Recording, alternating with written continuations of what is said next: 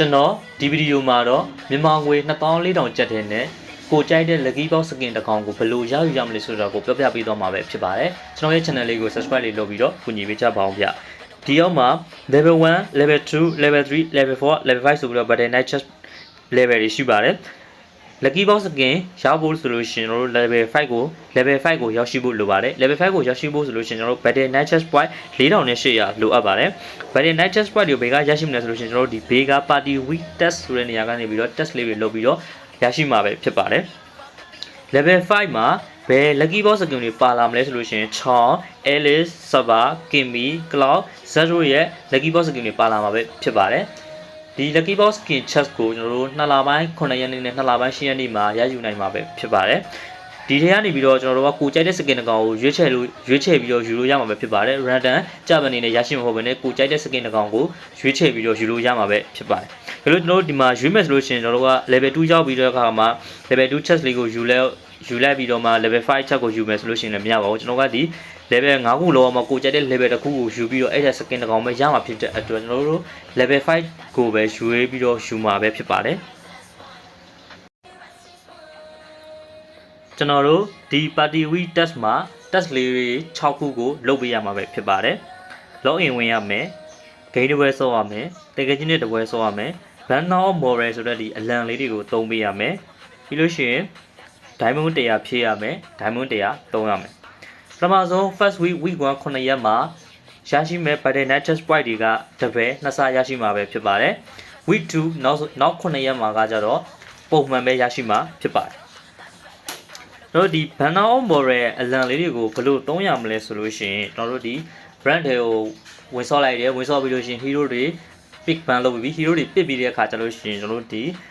ညာဘက်အပေါ်ဆုံးထောက်နာလေးမှာအလံပုံစံလေးရှိတယ်အဲ့ဒီအလံပုံစံလေးကိုနှိပ်လိုက်မယ်နှိပ်ပြီးတော့ okay ဆိုပြီးတော့နှိပ်ပြီးတော့ rank game တစ်ပွဲဆော့ပေးရမယ်အဲ့ဒါကဒီ banner of moral ဆိုတဲ့အလံလေးကိုသုံးတဲ့ test ပဲဖြစ်ပါတယ်ဒီ banner of moral ဒီအလံလေးတွေကိုဘယ်ကနေရရှိမလဲဆိုလို့ရှိရင်ကျွန်တော်တို့ဒီ M7 pass မှာကျွန်တော်တို့ဒီ test ပေါ်လုပ်ရင်လည်းကျွန်တော်ဒီမှာ level တွေရလာတယ်ဗျ level တွေရလာတဲ့အခါကျရင်အခုဒီမှာဆိုလို့ရှိရင်တော့ M7 banner of moral ဆိုတဲ့ဒီအလံလေးတွေကိုရရှိမှာပဲဖြစ်ပါတယ်ကိုမှတကယ်လို့ဒီ banner of moral ဆိုတဲ့အလံလေးတွေမရှိဘူးဆိုလို့ရှိရင်ကျွန်တော်တို့ဘယ်ကနေထပ်ပြီးတော့ရယူနိုင်မလဲဆိုလို့ရှိရင်ကျွန်တော်တို့ brand ထဲကို lobby ဝင်လိုက်မယ်เนาะ brand ထဲကို lobby ဝင်လိုက်မယ်အဲ့ဒီခါမှာညာဘက်ပေါ်ဆုံးထောက်နာလေးမှာအလံပုံစံလေးရှိတယ်အဲ့ဒီအလံပုံစံလေးကိုနှိပ်လိုက်မယ်နှိပ်ပြီးလို့ရှိရင်အမှ तू ကအလံတစ်ခုကို diamond 10လုံးနဲ့ဝယ်ရမှာပဲဖြစ်ပါတယ်အဲ့တော့okay နဲ့လိုက်ပြီဆိုလို့ရှိရင်အလံတစ်ခုရမှာပဲဖြစ်ပါတယ်ကျွန်တော်မြန်မာငွေ2400ကျပ်ထင်းနဲ့ကိုကြိုက်တဲ့ lucky box skin တစ်ကောင်ကိုဘယ်လိုရယူရမလဲဆိုတာကိုဒီ table လေးဇာတ်ကွက်လေးနဲ့ရှင်းပြပေးသွားမှာပဲဖြစ်ပါတယ် M7 pass ဝယ်ထားတဲ့သူတွေအတွက်ရဲ့ M7 pass မဝယ်ထားတဲ့လူတွေအတွက်ရဲ့ဆိုပြီးတော့နှစ်မျိုးနဲ့ရှင်းပြပေးသွားမှာဖြစ်ပါတယ် week 1ပထမဆုံးရှေ့9ရက်မှာ point က2ဆရမှာဖြစ်ပြီးတော့ week 2နောက်9ရက်နေ့မှာတော့ point ကပုံမှန်ပဲရမှာဖြစ်ပါတယ် diamond 100ဖြည့်မယ်4ရက်တတိ1ရက်ကို diamond 100နဲ့4ရက်တတိဖြည့်မယ် weekly pass တစ်ပတ်စာဖြည့်လဲရပါတယ်အဲ့ဒါက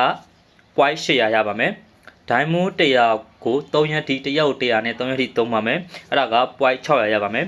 diamond ဖြည့်တာနဲ့ diamond 3တာကို week 1ရှေ့9ရက်ထဲမှာပဲလုပ်ပါအဲ့ဒါမှ point က2ဆရမှာဖြစ်ပါတယ် week 2မှာလုပ်မယ်ဆိုရင်တော့ point တွေကလိုသွားမှာဖြစ်ပါတယ်လို့ရှိရင် login ဝင်မယ်ဆိုလို့ရှိရင် week 1မှာက point 900ရမယ် week 2မှာက350ရမယ် game တစ်ပွဲကစားမယ် week 1မှာ point 960ရမယ် week 2မှာ point 280ရမယ်တငယ်ချင်းနဲ့တပွဲကစားမယ် week 1မှာ point 420ရမယ် week 2မှာ point 210ရမယ် banner of moral အလံလေးကိုတစ်ချိန်သုံးမယ် week 1မှာ point 280ရမယ် week 2မှာ point 140ရမယ်M7 pass ဝယ်ထားမယ်ဆိုလို့ရှိရင် point 900ရရှိမှာပဲဖြစ်ပါတယ်အဲ့တော့စုစုပေါင်း point ကတော့ week 1မှာ3860ရပြီးတော့ week 2မှာ980ရမှာပဲဖြစ်ပါတယ်အဲ့တော့ week 1နဲ့ week 2ပေါင်းလိုက်လို့ရှိရင်စုစုပေါင်းရရှိတဲ့ point က4840 point ရရှိမှာဖြစ်ပါတယ် point 4840ရပြီဆိုတော့ကျွန်တော်တို့ကလိုတာက point 4800ဆိုတော့ကျွန်တော်တို့ level 5 skin chest lucky box skin chest ကိုရရှိမှာပဲဖြစ်ပါတယ်M7 pass မဝယ်ထားတဲ့သူတွေအတွက်ကတော့ကျွန်တော်ဒီ table လေးဇာတ်ကွက်လေးနဲ့ရှင်းပြပေးသွားမှာပဲဖြစ်ပါတယ်။ diamond 100ဖြည့်မယ်4ရက်ထိဖြည့်မယ် point 800ရမယ် diamond 100သုံးမယ်4ရက်ထိသုံးမယ် point 800ရမယ်ဒိုင်မွန်ဖြစ်နိုင်ဒိုင်မွန်သုံးတာကို week 1ပထမဆုံး8ခုနှစ်မှာပဲသုံးရမှာပဲဖြစ်ပါတယ် login ဝင်မယ် week 1မှာ point 900ရမယ် week 2မှာ point 350ရမယ် gain တစ်ပွဲကစားမယ် week 1မှာ point 960ရမယ် week 2မှာ point 280ရမယ်တငယ်ချင်းနဲ့တစ်ပွဲကစားမယ် week 1မှာ point 420ရမယ် week 2မှာ point 210ရမယ် bundle of moral အလံလေးကိုတစ်ချိန်သုံးမယ် week 1မှာ point 280ရမယ် week 2မှာ point 140ရရှိမှာပဲဖြစ်ပါတယ်အဲ့တော့စုစုပေါင်း point က week 1မှာ3560 point ရရှိပြီးတော့ week 2မှာ980ရရှိမှာပဲဖြစ်ပါတယ်အဲ့တော့ diamond 100ကိုတစ်ရက်ကို100နဲ့4ရက် diamond 400သုံးရမယ်အဲ့ဒီ diamond 400သုံးရတဲ့နေရာမှာကျွန်တော်ဘယ်မှာသုံးမလဲဆိုလို့ရှိရင် M7 sport chat ဆိုတဲ့နေရာလေးမှာသုံးမှာဖြစ်ပါတယ် M7 plus ကိုကျွန်တော်ဘယ်လိုပြောရမလဲလှည့်ရတာပေါ့ကန်ဆယ်မင်းနှိုက်ရတဲ့ပုံစံမျိုးအဲ့ဒီ chat လေးမှာကျွန်တော်သုံးမယ်တစ်ရက်ကို diamond 50နဲ့တစ်ရက်ကို2ချိန်လှည့်မယ်4ရက်8ချိန်လှည့်မယ်အဲ့ဒီမှာ M7 plus ပေါက်ပြီဆိုလို့ရှိရင်ကျွန်တော်တို့ point 900ရရှိမှာဖြစ်ပါတယ် M7 plus ဝယ်လိုက်တဲ့သဘောဖြစ်တဲ့အတွက် M7 plus ဝယ်လို့ရှိရင်ရတဲ့ point 900ကိုရရှိမှာပဲဖြစ်ပါတယ်စုစုပေါင်းက4ရက်မှာ8ချိန်လှည့်ရမယ်ပြီးလို့ရှိရင် sport chat draw viewer ဆိုတာရှိရဲအဲ့ဒီမှာ M7 sport chat မှာ6ချိန်လှည့်မယ်ဆိုလို့ရှိရင်နောက်ထပ်လှည့်လို့ရတဲ့ ticket လေးတစ်ခုထည့်ရမယ်အဲ့တော့စုစုပေါင်း9ချိန်လှည့်ရမယ်များသောအားဖြင့်အဲ့ဒီ9ချိန်မှာပေါက်ဖို့ကများပါတယ်တကယ်လို့ကိုက cancel လို့မပေါက်ခဲ့ဘူးဆိုလို့ရှိရင်တော့နောက်ထပ်အဲ့ဒီ week 1ပထမဆုံးရှေ့9ရက်မှာပဲပေါ့နော် diamond 100ဖြစ်ပြီး diamond 100သုံးတာကိုထပ်ပြီးတော့လောက်ရမှာပဲဖြစ်ပါတယ်အဲ့ဒီခါမှာဆိုလို့ရှိရင်ကျွန်တော်တို့က point 400ရရှိမှာပဲဖြစ်ပါတယ် diamond 400သုံးပြီးတော့ M7 sport test မှာလှည့်လိုက်တဲ့အခါမှာ M7 ဘက်ပေါက်ခဲ့တယ်ဆိုလို့ရှိရင် point 900ရပြီဘယ်လိုမပေါက်ခဲ့ဘူးဆိုလို့ရှိရင်ကျွန်တော်တို့ကဘာထပ်လောက်ရမလဲဆိုတော့ diamond 100ဖြည့်နေတာနဲ့သုံးတဲ့ test ကိုနောက်ထပ်1ရက်ပို့ပြီးတော့ထပ်လောက်ရမှာဖြစ်ပါတယ်အဲ့တော့ point 400ရမယ်အဲ့တော့ပေါက်ခဲ့လို့ရှိရင် week 1မှာ3560ရယ် week 2က980ရယ် M7 plus ရဲ့ point 900ရယ်ဆိုတော့ point 9040ရမယ်ဘယ်လိုမပေါက်ခဲ့ဘူးဆိုလို့ရှိရင်ကျွန်တော်တို့က week 1မှာရတဲ့3560ရယ် week 2မှာရတဲ့980ရယ်ပြီးတော့ diamond 100ဖြစ်ပြီး100သုံးတဲ့ test ရယ်နောက်ထပ် point 400ရယ်စုစုပေါင်း point 4940ရရှိမှာပဲဖြစ်ပါတယ်အဲ့တော့ကျွန်တော်တို့က level 5က point 4800လို့တဲ့အတွက်